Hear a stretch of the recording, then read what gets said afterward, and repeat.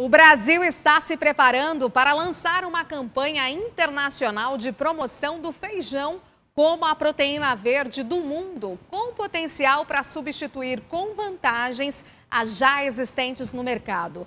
Para falar sobre isso, eu converso agora com Marcelo Líders, presidente do IBRAF, Instituto Brasileiro do Feijão, e representante da GPC, a Global Pulse Confederation. Oi, Marcelo, boa noite, seja muito bem-vindo aqui ao nosso Agro em Foco TV Digital. A minha primeira questão é justamente tornar aí o nosso feijão tão popular, querido entre nós, né, como a proteína verde do mundo. Como é que vem esse alinhamento junto à Apex Brasil para que isso já ocorra assim de maneira com bastante assertividade, né, já nesse ano de 2022?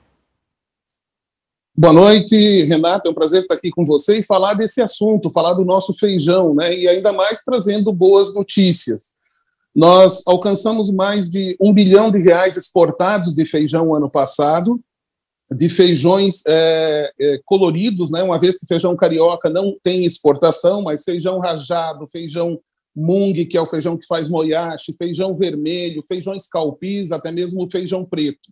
E agora, com essa boa notícia, né, esse aceno positivo e definitivo da Apex de apoiar o setor, sem dúvida nenhuma, com estratégia e com o conhecimento que a Apex tem, envolvendo os adidos agrícolas do Brasil pelo mundo afora, nós temos como acelerar o nosso objetivo de alcançar 500 mil toneladas exportadas até 2025.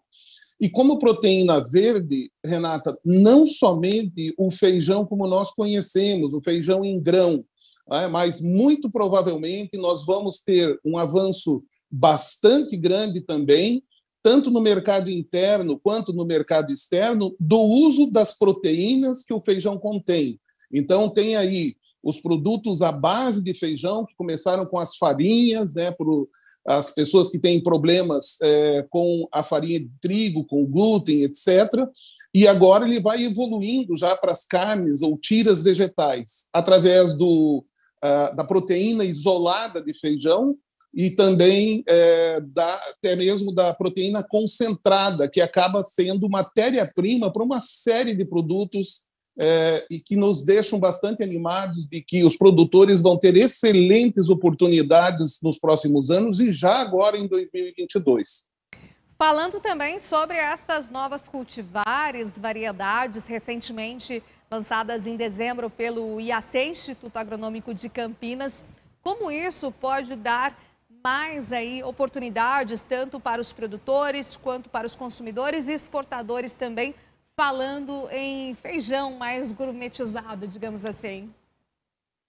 Certo. Esses feijões, na verdade, eles visam atender importadores com características específicas. Nós sabemos que Índia, por exemplo, é milenar o consumo de feijão, China também, né, os países da Europa. Então, é difícil você mudar o hábito alimentar deles.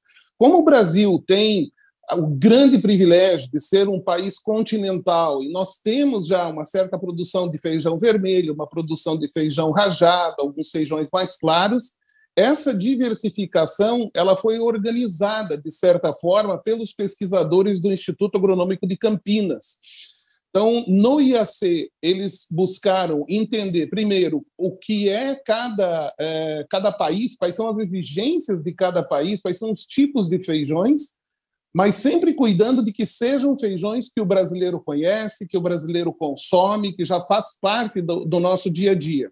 Então, eles potencializaram, através de melhoramento, não é mudança genética, mas melhoramento das cultivares, feijões vermelhos de tamanho que atendam os mercados como da Alemanha, da Polônia, enfim, da Europa, feijões rajados que atendem a África, que atendem Índia, feijões calpis que atendem o Oriente Médio e também o Extremo Oriente, como o feijão mung.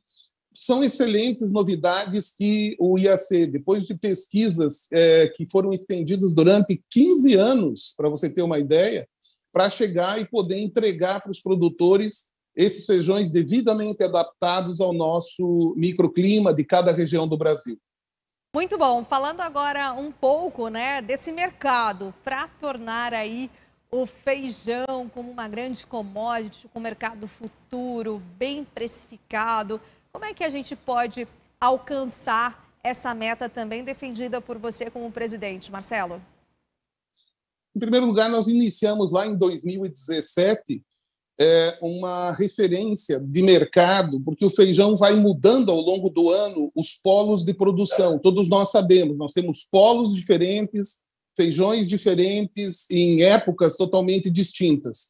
Então, o que acontece? Na medida em que nós temos esses feijões sendo produzidos em diversas regiões, os produtores precisam saber qual é o preço. Então, nós criamos o Preço Nacional de Feijão e informamos o mercado todo durante o dia aquilo que vai acontecendo nas fontes. Como você passa a ter um mercado que precisa de estímulo para a produção, porque são feijões diferenciados, como feijão rajado, vermelho, o preto é bem conhecido do nosso produtor e do nosso consumidor, mas também ele tem a possibilidade de ter contratos. Então, naturalmente, começaram a acontecer contratos entre exportadores e produtores antes do plantio. Isso não existia até 3 anos atrás e vem sendo implementado cada vez mais. Essa é a base para que, em algum momento, o mercado, por necessidade e como consequência natural da evolução, venha a ter também preços referenciais do futuro. Por exemplo, agora, a partir do mês de fevereiro, quando os produtores plantam a segunda safra, nós vamos ter já preços para o mês de abril, para o mês de maio, para aquelas colheitas que vão acontecer, contratos que estão sendo celebrados entre produtores e exportadores para esses feijões. O único feijão que não tem ainda uma perspectiva, mas quem sabe em algum momento a gente também venha a ter, de ter aí um mercado com contratos, é o feijão carioca, né, que tem a maior produção no Brasil.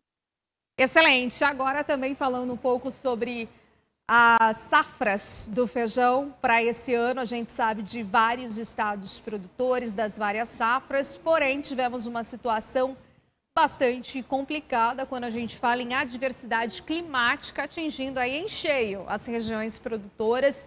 É o que a gente acompanhou recentemente em Minas Gerais.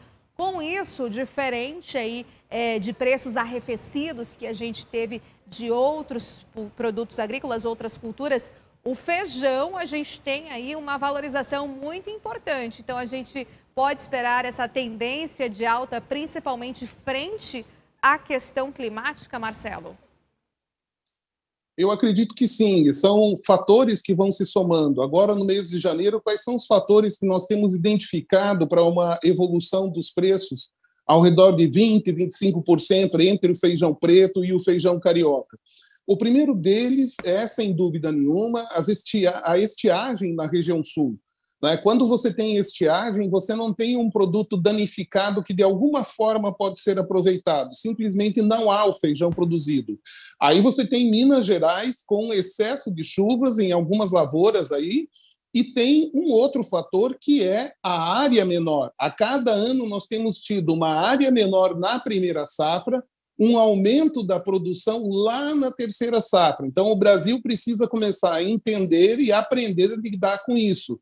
Não só o consumidor, mas a gestão pública também. E existe um outro fator que não está devidamente ainda avaliado qual é o impacto dele, que é a nova Covid, né, a Omicron, né, essa nova cepa que apareceu. Por quê? Porque normalmente no mês de janeiro nós temos as pessoas aproveitando o verão, se deslocando dentro do país, saindo das suas... muitas empresas entram em férias, as crianças de férias, faz com que exista uma movimentação diferente, o litoral fica muito mais cheio. O que nós temos recebido de feedback esse ano? De que o litoral tem menos pessoas, houve um susto com o surgimento da Omicron lá, logo depois das festividades ali do Ano Novo, daquelas aglomerações, e as pessoas se retiraram, voltaram para suas bases. Não existe nenhum lockdown, nós sabemos que ela não é tão mortal, ela judia do ser humano, sem dúvida nenhuma, mas o que está acontecendo? A sensação é que as pessoas voltaram a ficar um pouco mais reclusas, diminuíram a ida aos restaurantes, e com isso é bem provável que os números vão nos mostrar nos próximos meses que no mês de janeiro nós devemos estar tendo um consumo maior do que o normal diretamente do supermercado, por essa via que normalmente no mês de janeiro é menor. Perfeito, então, Marcelo, para a gente fechando aqui, né, qual que é a mensagem que fica para os produtores de feijão para esse ano de 2022? Olha, eles podem buscar as informações necessárias para decidir qual a variedade do feijão que eles vão plantar, mas plantar feijão vai ser extremamente lucrativo durante o ano de 2022. Cada vez mais o produtor fica numa posição bastante especial, bastante privilegiada de poder escolher os mercados que ele vai atender. E é interessante que exportar não significa que a gente vai deixar o nosso mercado sem abastecimento. Exportar significa que o produtor pode gerar excedentes que, se não forem consumidos dentro do Brasil, poderão ser exportados. Principalmente no primeiro semestre todo, nós devemos ter preços muito remuneradores para os produtores. E depois, no segundo semestre, precisamos avaliar aí nos próximos meses, mas existem estratégias que permitem que o produtor tenha sucesso também com as lavouras de feijão.